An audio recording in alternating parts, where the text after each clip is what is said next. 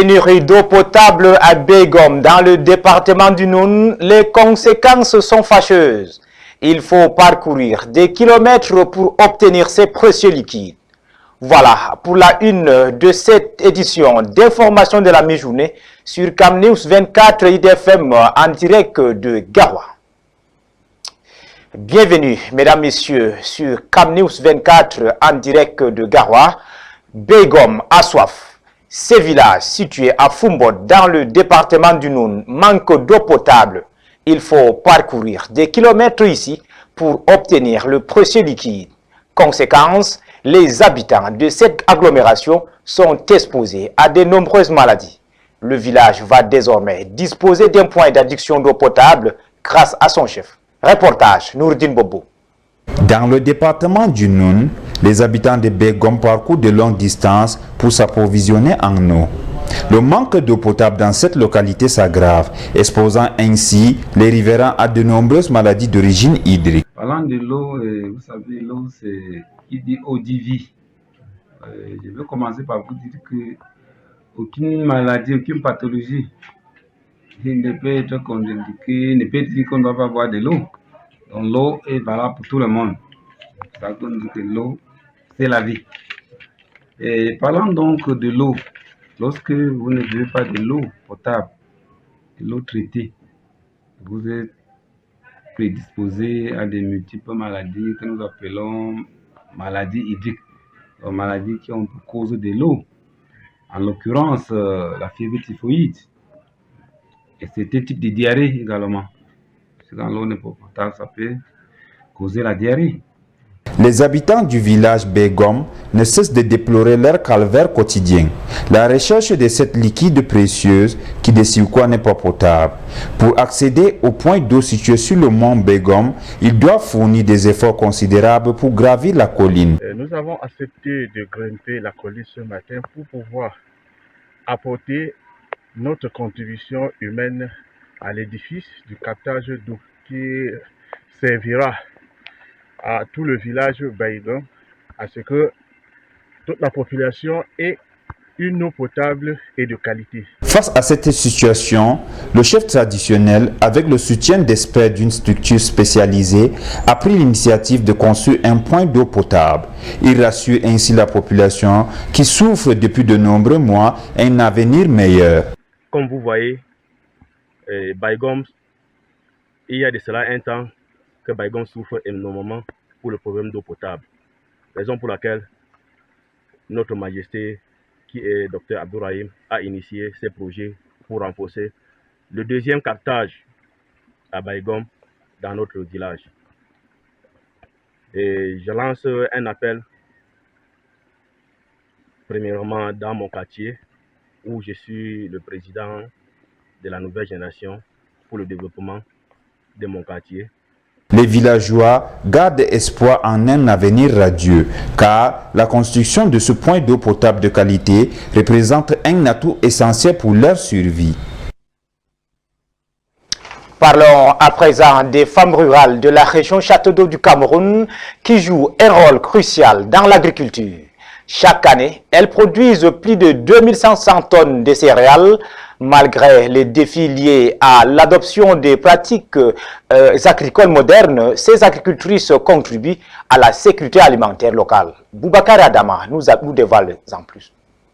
Dans la région de l'Adamawa, au Cameroun, les femmes jouent un rôle essentiel dans la production agricole. Chaque année, elles contribuent à la culture de plus de 2500 tonnes de céréales. Un véritable pilier pour leur famille et leur communauté. Ces agricultrices sont souvent les gardiennes des traditions et des savoir-faire ancestraux.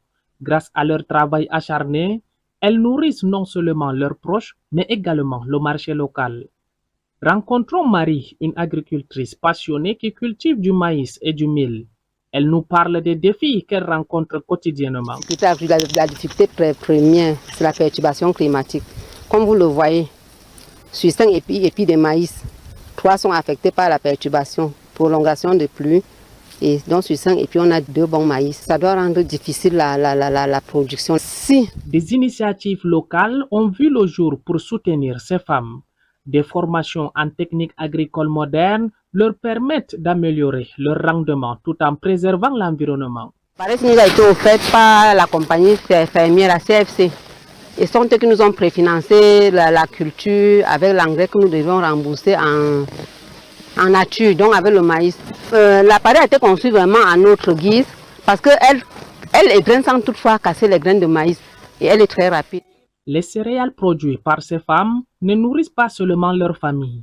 Elles sont également vendues sur les marchés locaux, contribuant ainsi à l'économie régionale.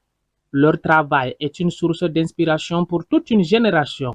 En soutenant ces femmes agricultrices, nous investissons dans un avenir meilleur pour l'Adamawa et au-delà.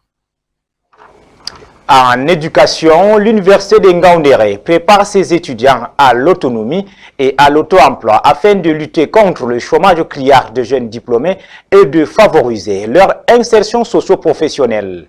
Tel est l'objectif d'un atelier de formation pratique aux divers métiers organisés par la délégation générale des étudiants sous la supervision de son recteur, le professeur Mamoudou Abdoulmoumini. Reportage.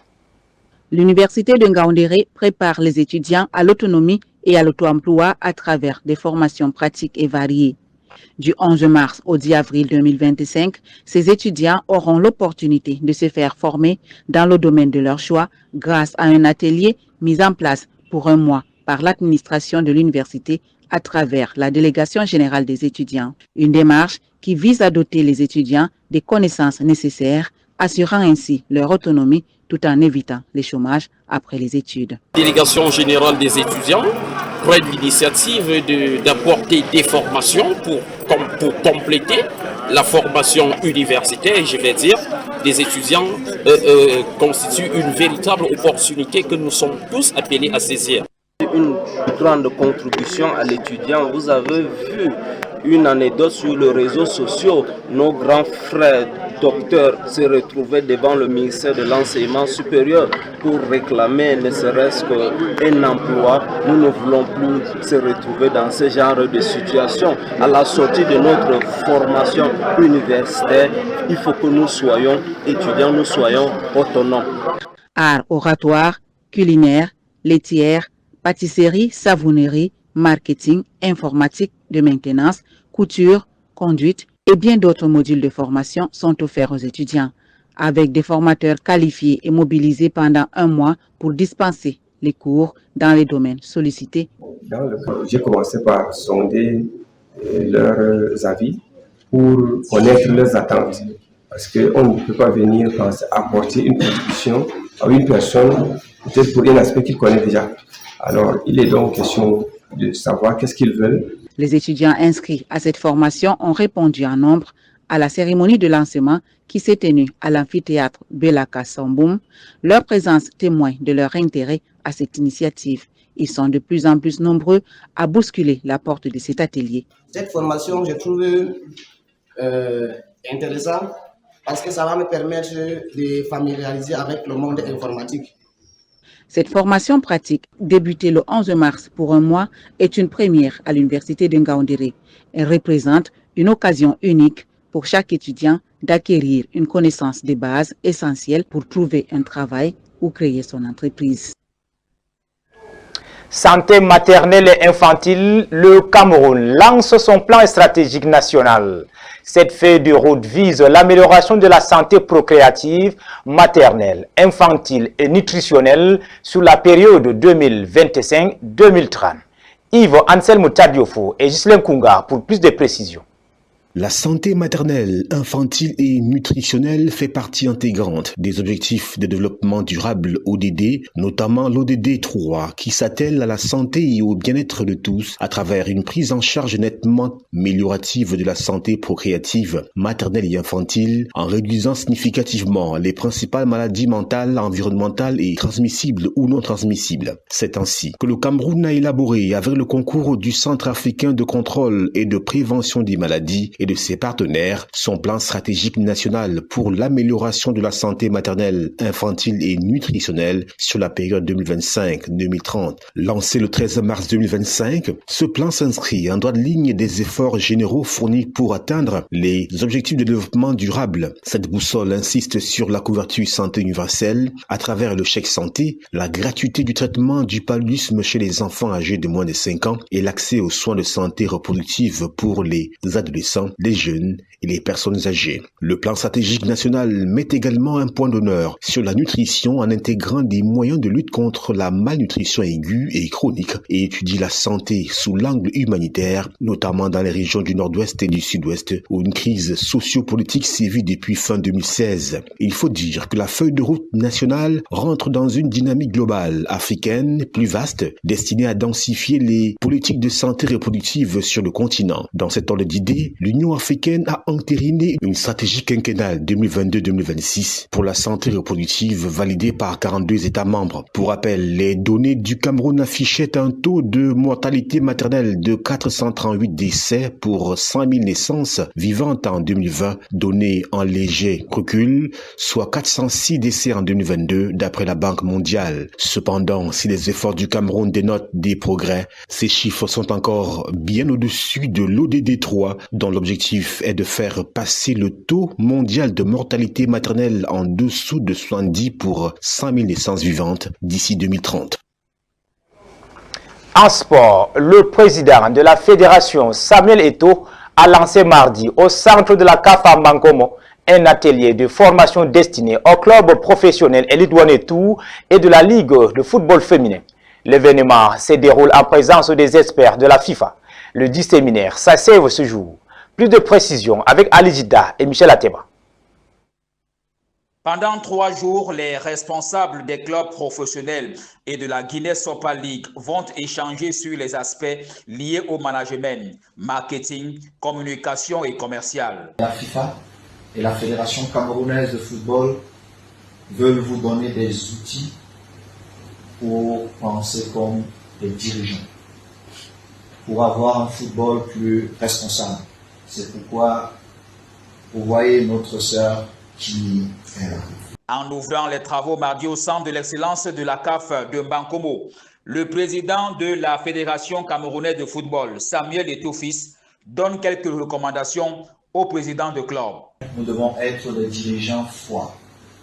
Et c'est vers ça que je suis en train de vous emmener. Être des dirigeants forts. Savoir que le football est un business avant tout.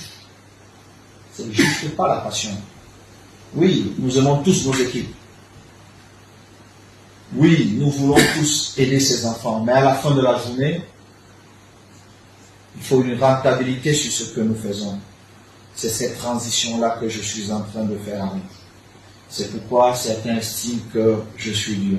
Les ateliers de ce séminaire sont animés par 4 experts de la FIFA, tous présents lors de la cérémonie d'ouverture. Durant ces 3 jours, vous allez avoir une formation intensive déléguée par nos experts, dans lequel vous allez apprendre dans un premier temps le cadre stratégique pour pouvoir se professionnaliser. Vous allez avoir une session qui va couvrir l'ensemble des notions de gouvernance. On sait que c'est un sujet qui est très important et qui est vraiment primordial pour pouvoir se professionnaliser au mieux au sein des clubs. Et vous allez avoir aussi des sessions en lien avec le marketing et l'aspect commercial. Pour terminer, le président de la fédération exhorte les participants à faire bon usage des enseignements qui seront dispensés. Les travaux s'achèvent ce jeudi. Pas toujours facile, mais c'est comme ça. Voilà, mesdames, messieurs, c'est la fin de cette édition d'information de la mi-journée sur CamNews 24 IDFM 103 en direct de Garoua. Nous vous donnons rendez-vous quand il sera 20h pour le grand format de l'actualité sur cette même chaîne. Bon, merci à tous.